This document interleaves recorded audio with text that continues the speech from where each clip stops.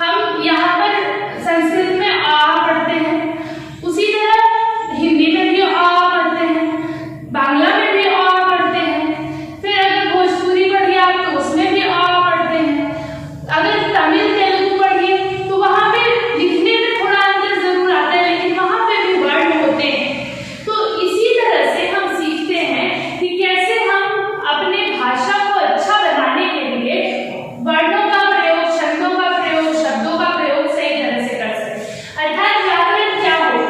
व्याकरण एक नियमावली होगी जिसके द्वारा हम भाषा को शुद्ध पढ़ना, लिखना और बोलना सीख सकते हैं। अब व्याकरण के कई प्रकार हैं, जैसे मैंने आपको बताया कि इसमें कुछ एलिमेंट्स होते हैं, मतलब कुछ उसके संघटक हैं भाषा के। क्या क्या है? वर्ण है, शब्द है, वाक्य है, चिन्ह है और छंद है। तो यही पांचों फिर व्याकरण के प्रकार के रूप में आपके सामने आते हैं। वर्ण विचार, शब्द विचार, वाक्य विचार, चिन्ह विचार और छंद विचार। अब देखिए वर्ण क्या है। तो जैसे हमारे शरीर को ही ले लीजिए, हमारा शरीर बहुत सारी छोटी छोटी कोशिकाओं से बना है। तो कोशिकाएं क्या है? हमारे शरीर की इकाई है, सबसे छोटी इकाई है। उसी तरह वर्ण भी भाषा की या यूं कहने की व्याकरण की या ध्वनि की सबसे छोटी इकाई है, यानी वर्ण वो इकाई है जिसका और भाग नहीं किया जा सकता है। जैसे कि परमाणु है किसी भी पदार्थ के लिए, उसी तरह वर्ण है भाषा का। तो वर्ण अखंड मूल ध्वनि है जिसके और टुकड़े नहीं हो सकते हैं। जाहिर सी बात है, जब हमने अखंड कह दिया तो टुकड़े नहीं हो सकते हैं। अखंड मतलब जिसका खंड ना किया जा सके।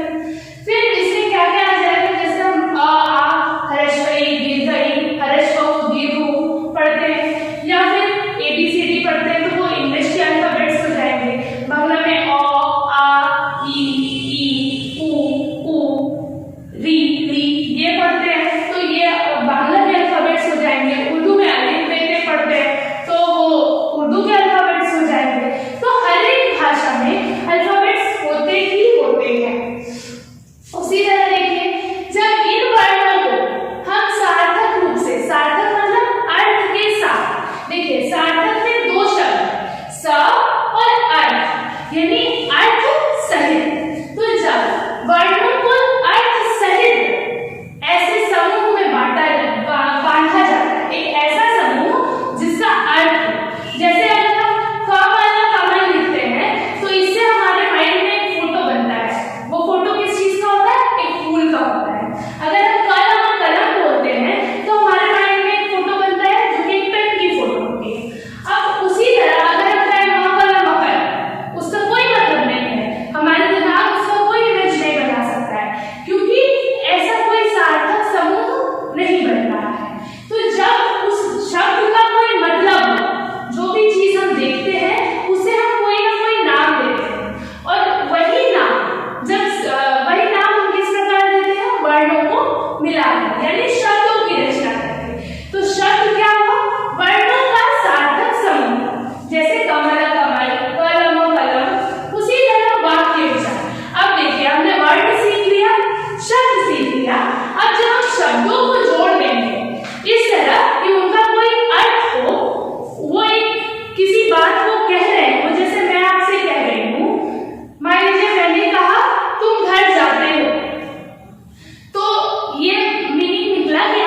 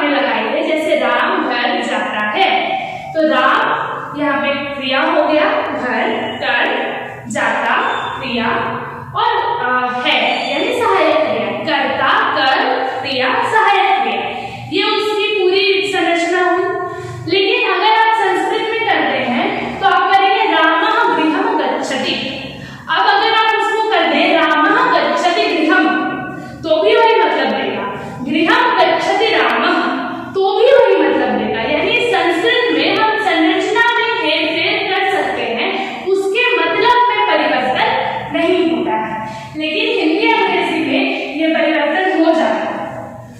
उसी तरह फिर हम चिन्ह का प्रयोग करते हैं। जैसे मैंने आपसे कुछ कहा, मान लीजिए कि तुम खा रहे हो, तो वहां पर एक टाइम के बाद मैं रुकी, तो अगर वो विराम कितनी देर का हो, उस विराम को देख करके हम ये अंदाजा लगाते हैं कि जैसे हमें कहीं पर कितनी देर रुकना है। जैसे अगर हम अपने स्कूल से घर आ रहे हैं तो हमें पता होता है कि भाई छुट्टी हो गई, अब स्कूल से निकले हैं तो घर जाके रुकना है, तो वहां पे जो विराम लगा, उसी तरह जब हम सेंटेंस लिखते हैं, मिला के लिखते हैं, तो हमें इस बात का पता होना चाहिए कि हमें कहाँ जाकर रुकना है और कितनी देर के लिए रुकना है। तो उसी के लिए चिन्हों का प्रयोग किया जाता है। उसके बाद आता है छंद विचार। छंद विचार में हम बात करते हैं मात्राओं की, लय की और तुक की। देखिए, इसका प्रयोग ज्यादातर आप जितनी भी कविताएं लिखेंगे उसमें होता है। जैसे आपने सुना होगा कि दोहा है, सोरठा है, कवित्त है, या फिर इस तरह से बहुत सारे छंद हैं जिसमें कवियों ने कविताएं लिखी। तो उन छंदों के अध्ययन के लिए हमें छंद विचार पढ़ना पड़ता है। अब देखिए, हम आते हैं फिर से वर्ण विचार के प्रकारों पर। तो वर्ण दो हो गए, स्वर वर्ण और व्यंजन वर्ण। तो स्वर वर्ण क्या है? स्वर वर्ण आत्मनिर्भर ऐसा वर्ण है जिसके उच्चारण के लिए किसी अन्य वर्ण की सहायता नहीं लेनी पड़ती है। जैसे अ, आ, ई, इसी तरह से। इसके पुनः 3 प्रकार हो जाते हैं: ह्रस्व स्वर, दीर्घ स्वर और प्लुत स्वर। ह्रस्व स्वर यानी जिसको बोलने में सबसे कम समय लगे। जैसे आप पूरी स्वर वर्णमाला देख लीजिए, अ से लेके अंत तक, वहां पर आपको अ बोलने में, ई बोलने में, उ बोलने में, री बोलने में, री बोलने में, इनमें कम समय लगेगा। और इनके जो दीर्घ फॉर्म्स हैं यानी आ, ई, उ, इस तरह से आपको ज्यादा समय लगेगा। यानी जिसको बोलने में सबसे कम समय लगे वो ह्रस्व है, और ह्रस्व से 2 गुना समय जहां लगे वो दीर्घ है। और इन दोनों को मिलाकर जितना समय लगता है यानी 3 मात्राओं जितना समय जहां लगे वो प्लुत है। प्लुत स्वर को इस तरह दिखाते हैं। उसके बाद फिर हम आते हैं तो व्यंजन वर्ण। व्यंजन वर्ण में हम क, ख, ग, घ इन सभी को रखते हैं, यानी जो स्वर वर्णों की सहायता से बोले जाए। अब देखिए, इसके पुनः कई प्रकार हो जाते हैं। कई व्याकरणाचार्यों ने इससे अधिक प्रकार भी लिखे हैं, जैसे उपपदमनीय और पदमनीय भी आते हैं इसमें, लेकिन हम मूलतः इनका ही अध्ययन करते हैं। अब सबसे पहले व्यंजन में 5 वर्ग हैं, तो वो कहीं ना कहीं से स्पर्श करके हमारा जीभ मुंह के किसी ना किसी पार्ट को स्पर्श करता है, तब वो ध्वनि निकलती है। तो उस हिसाब से इसको स्पर्श व्यंजन कहा गया। जैसे कवर्ग है, तो क, ख, ग, घ ये सारे जो है कंठ से बोले जाते हैं। उसके बाद चवर्ग है, तो ये सारे हम लोग बोलते हैं तालु से। इसी तरह टवर्ग मूर्धा से, तवर्ग दांत से, बवर्ग ऊंट से, तो कोई ना कोई पार्ट स्पर्श हो रहा है, तो उसी स्पर्श के कारण इसको स्पर्श व्यंजन कहते हैं। उसके बाद घोष वर्ण है, तो वर्गों का तृतीय, चतुर्थ और पंचम वर्ण घोष वर्ण होता है। और साथ ही य, व, र, ल, ह, यानी तृतीय, चतुर्थ और पंचम क्या हो गया? जैसे क